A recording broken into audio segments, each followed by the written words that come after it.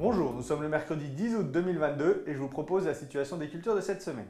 Cette semaine, nous allons faire un point sur les colzas puisque les semis approchent, qu'on va bientôt arriver au 15 août qui est maintenant la date pour déclencher les premiers semis.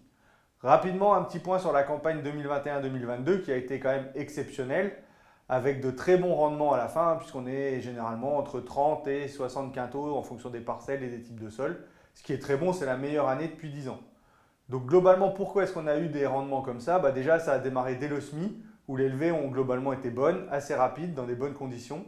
Ensuite, ça s'est poursuivi avec un automne où les pressions ravageurs ont été plutôt faibles à modérées. Et vu qu'on avait des beaux colzas, ils ont peu souffert des ravageurs d'automne.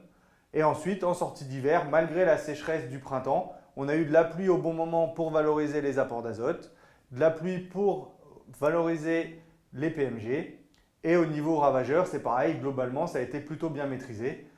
Plus un fort ensoleillement, c'est ce qui fait qu'on a vraiment eu une belle campagne pour les colzas. Pour la prochaine campagne, en ce qui concerne le choix variétal, donc on a des valeurs sûres que sont LG Aviron, Feliciano ou US Capello, qui s'en sortent encore très bien dans les essais cette année. Ils ne sont plus tout à fait en tête, mais ils restent dans le premier tiers de classement. Donc ce sont des valeurs sûres qu'on peut réimplanter. En ce qui concerne les nouveautés, on a Lead Ultimo qui sort en tête dans de nombreux essais, devant Generoso. Et ensuite, on a KWS Arianos qui est très bon dans certains essais et un peu plus moyen dans d'autres. Donc, ils sont plutôt variables. Pour les lignées, on en essaye toujours. Elles sont un cran en dessous des hybrides, mais gardent quand même leur place, que ce soit Birdie, Derrick ou d'autres. En ce qui concerne l'implantation qui va arriver, le problème à l'heure actuelle, c'est la sécheresse. Donc déjà, la première chose à faire dans la préparation de sol, c'est de faire attention à ne pas créer de grosses mottes. Il faut vraiment avoir un sol fin, un lit de semences le plus fin possible pour essayer que dès les premières pluies, ça puisse se réhumecter et donc avoir une levée de colza la plus optimale possible. Donc dans ces conditions difficiles, on va privilégier le semis au semoir de précision puisque comme ça, on aura une bonne régularité de semis, un bon plombage de la graine et une bonne gestion de la densité. Surtout dans les sols où il y a des mottes, il faudra être très vigilant puisque le risque, c'est de semer, d'avoir une petite pluie et derrière, le grain de colza va germer et va sécher si on n'a pas de pluie derrière. Donc vraiment, faites attention à positionner le semis juste avant de la pluie si on est vraiment sûr qu'on ait une bonne vingtaine de millimètres. Ou sinon, peut-être attendre de voir s'il n'y a plus et semer dans un sol réhumecté.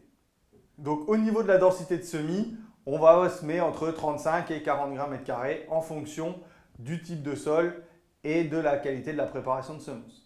L'apport d'azote et de phosphore au semis permet d'avoir un colza qui va mieux se développer à l'automne et donc d'être plus résistant aux ravageurs d'automne, notamment les altises adultes et les larves d'altise. Donc depuis 3 ans, on a mené des essais sur l'intérêt de cette fertilisation à l'automne et globalement, avec une fertilisation notamment localisée au semis, ça nous permet de gagner 60% de biomasse, alors qu'une fertilisation en plein, en fonction des conditions de l'automne, va nous permettre de gagner seulement 20% de biomasse. Mais ce gain de biomasse va nous faire économiser de l'azote derrière au printemps et surtout rendre les colzas plus forts. Derrière, en fonction de la fertilisation, on n'a pas forcément de gain de rendement. Ça dépend, c'est très variable selon les années. Mais il n'y a jamais de perte, donc c'est toujours une valorisation d'apporter de l'azote au moment du semis. Et notamment en localisé, puisqu'on en met moins et c'est mieux valorisé. En ce qui concerne les désherbages, si on reste dans des conditions sèches comme actuellement, on va éviter les désherbages de post-semis prélevés puisqu'ils auront une efficacité moyenne. Et surtout, si jamais on doit réimplanter une culture derrière le colza, ce désherbage va nous poser problème.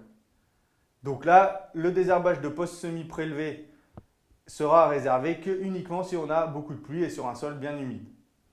Si on reste dans des conditions sèches ou pas très humides, on va privilégier un désherbage de post-levée précoce et ensuite un rattrapage à 4-6 feuilles du colza puisque maintenant on a les produits pour le faire.